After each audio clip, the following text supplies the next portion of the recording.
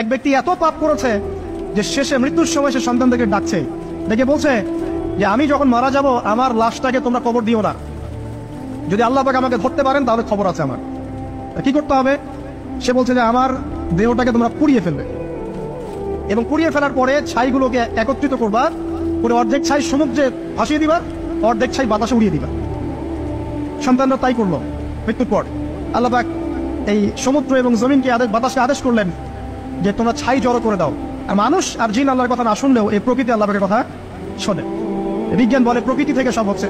কি প্রকৃতি? প্রকৃতি কি, কাকে বলে? মানুষকে আল্লাহর ইবাদতকে বাদ দিয়ে প্রকৃতি পূজায় নিয়ে গেছে। এই পুরো প্রকৃতি আর মহাবিশ্বে এক আল্লাহর ইবাদত করে।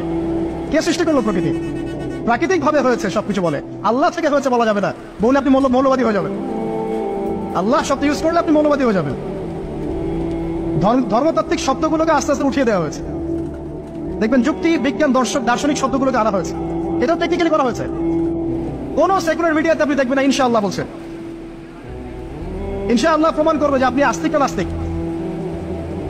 তো প্রকৃতিকে আল্লাহ পাক আদেশ করলেন এই সমুদ্র ছাই জড়ো করো, এই বাতাস ছাই জড়ো করো। তারা ছাই জড়ো করে দিল।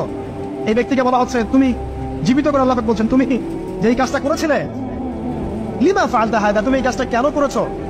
তখন এই ব্যক্তি উত্তর দিচ্ছে মিন খাশিয়াতিকা ইয়া রাব্বি ওয়া আনতা আ'লাম। হে আল্লাহ, আমি আমার বুঝে যা এসেছে আপনার ভয়েই আমি এই কাজটা করেছি, আর আপনি খুব ভালো করেই জানেন যে আমি আপনার ভয়ে করেছি নাকি অন্য কোনো কারণে করেছি। মানে আপনি আমার মনের কথা জানেন। আল্লাহ পাক তাকে মাফ করে দেবেন।